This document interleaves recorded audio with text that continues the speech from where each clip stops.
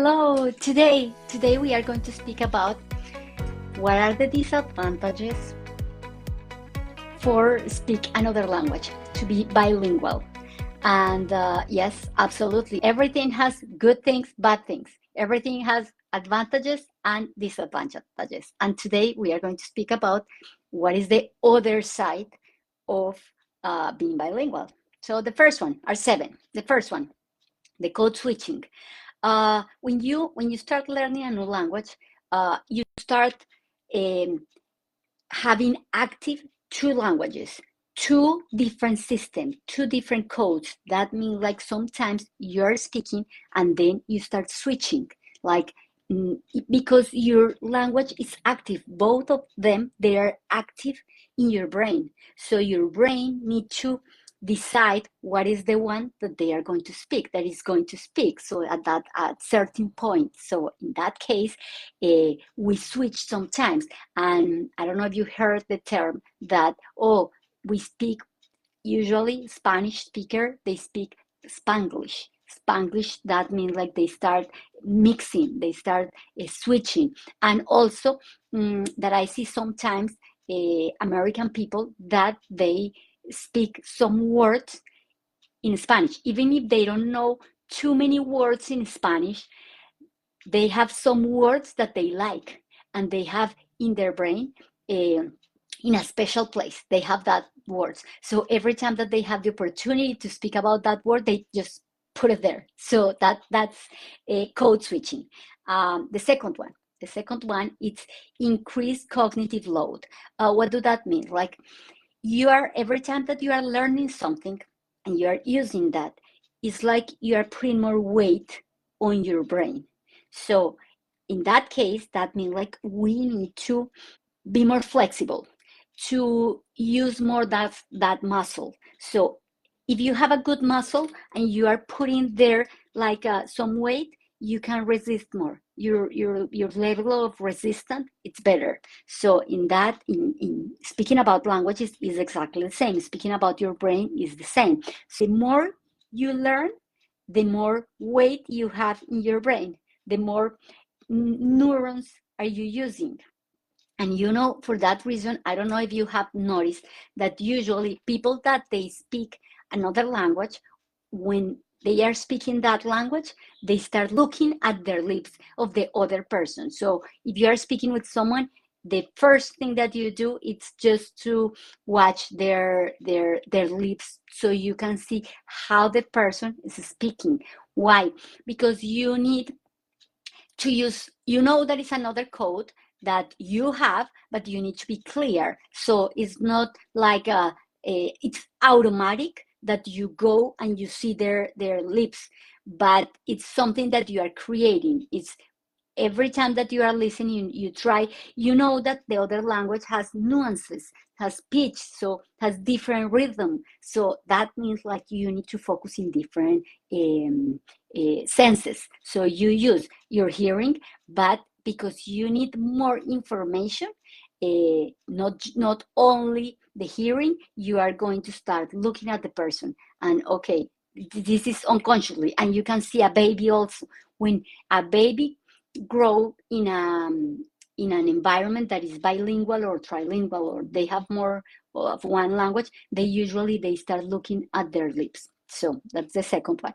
The third one, it's social challenges. And what happened? Why? Because when we are speaking with others, we are concerning about if we speak clear every time that the other person said, hey, said that again, even if sometimes it's because we speak so in a low volume.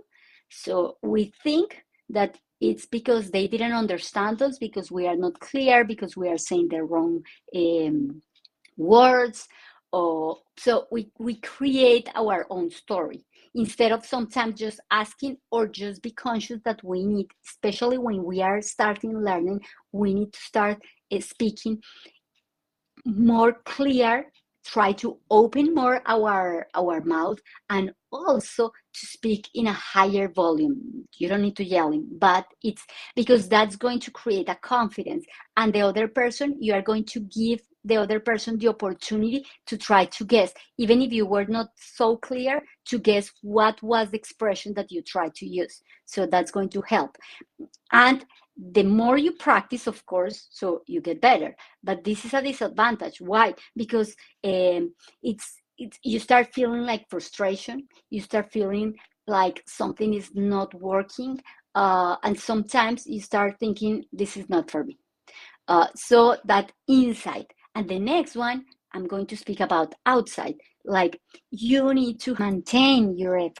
So to speak another language, that means like you need to do it regularly. If you don't practice, it's like when you are doing exercise, if you want to compete, or be in a really good shape. And when I say compete, yes, because you are in a team and other people are supported by you also. You do your best and you practice, practice, practice. That's the only way that you are going to get better. And because sometimes you're speaking, probably you know the other language, but you don't know everything. Some people just get stuck because they feel like I don't have enough vocabulary. But what kind of vocabulary do you need? You have enough vocabulary in the area that you develop yourself all the time, your environment. But that's called register. So sometimes you go to places that the register is too high. That means like their level of speaking, their level of words are too high, and that's it. That's happening the same in your same language. Like sometimes you start reading old books, and you start uh, learning new words that you said, this is weird, but because in the old ages, so they spoke with that language. So here is exactly the same. It's a register. It's different when you speak with someone at the street, or someone at the gym, because they are probably are going to tell you about lift weight, so different terminology that if you don't go never there, you don't need it. So that means like you don't need to train it. And everything that you learn, of course, you need to practice many times before the word it's easy for you to start speaking. The next one is language attrition. What is language attrition? It's like when you don't speak regularly one language, that language starts decreasing. And that happens sometimes when you move to another country and you focus in the other language, you start losing your main language, even if you have been using that for many, many years. Depends of your age. Why? Because you are focused in the other language. How you can start seeing that you need to start reading again books in your own language, in your main language, or that you are losing your language. So when you start speaking slower, when you need more pauses, that's like the first stage when you have the language attrition. Mm, like you see, every time that you are speaking, you usually spoke before faster. And you said, it's like I need to think more about certain words or certain phrases. Sometimes you go to the next stage, and the next stage is like now you not only forget words, but also you are uh, writing with misspelling. So you are writing with it's with a C, it's with a Z, it's with an H. Should I put with B, with V? So that means like you need to start reading, especially reading, or because that usually is the first thing that people lose when they move from one country to another one. Is the written rules. Because the speaking, sometimes they just speak and they don't have that problem. But when they start speaking, so that's the intermediate level for language attrition.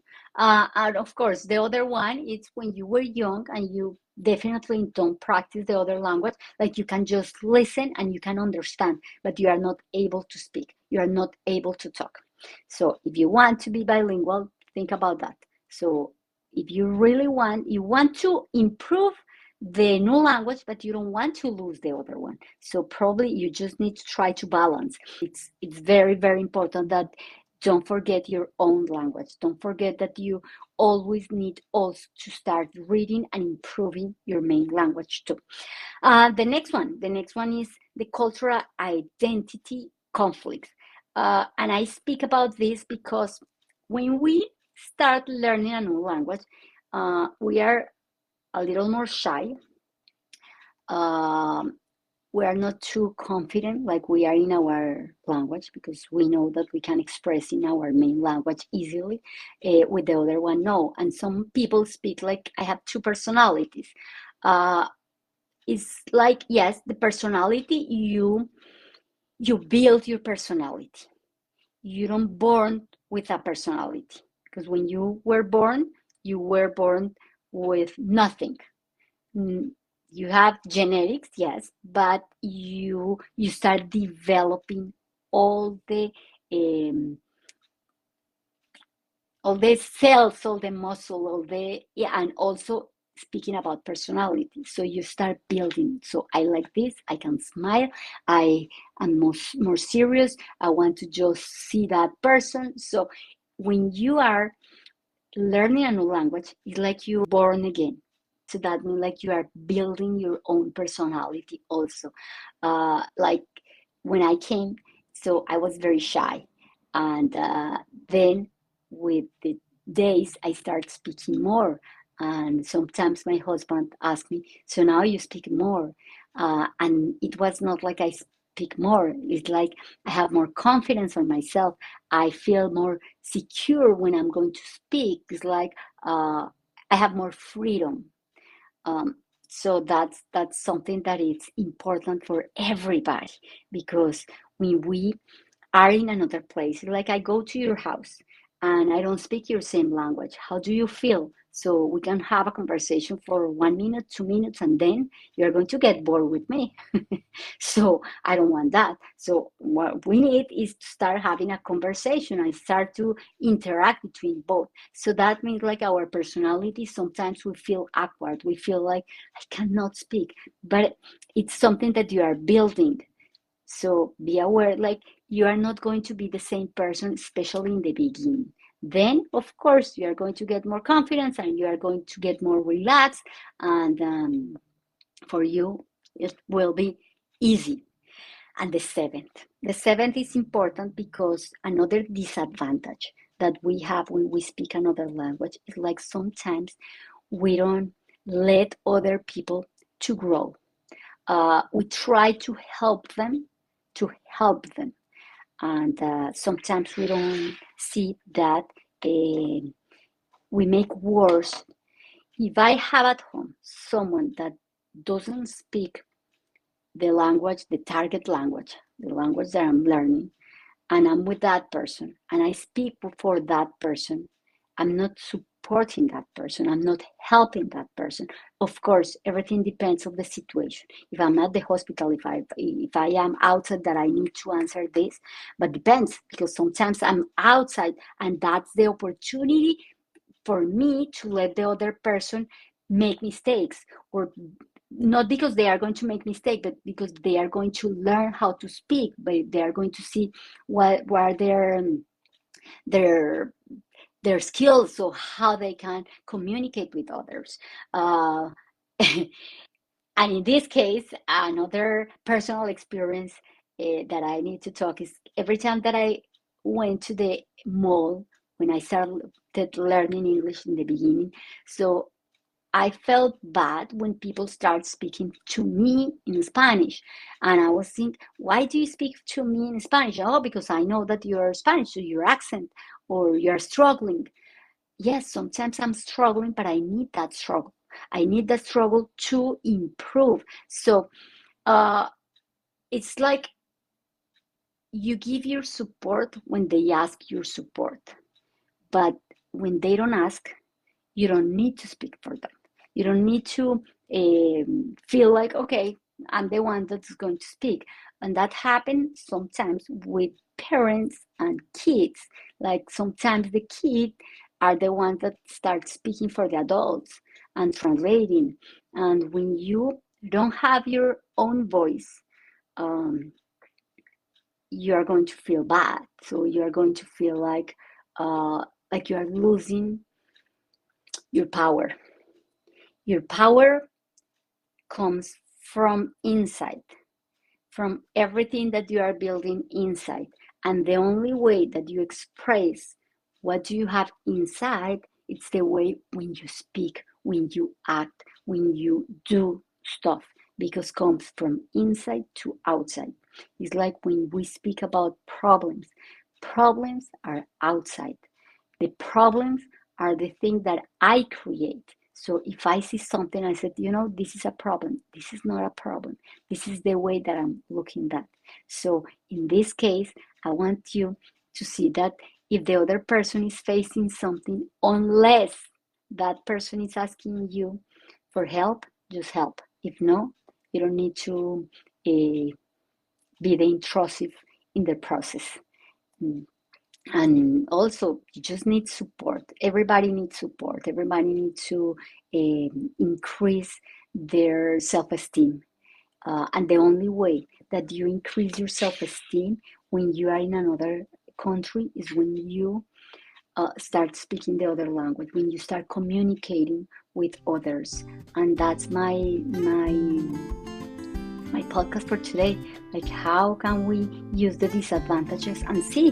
Do you see? So I spoke today about all the disadvantages that we have, because not everything is it's positive in the way that you see. Everything depends on you. With the eyes that you see the world, it's the world that you are going to have. Your reality, you build your reality.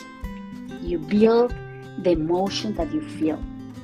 Even if our emotion are building by cultural things, by knowledge. So what are you putting in your mind? What are you doing to increase, to improve all your skills, all your personality? How are you going to build a beautiful environment for you and for others? Because it's not only about you, it's about others. It's how can I impact my life and be the example for others. It's not like I just need to judge them. I mean, everything that you do is going to impact others. So you are not alone. And it's something that you need to keep in your mind. It's important. It's important. Every time that you see something, just try to see both sides.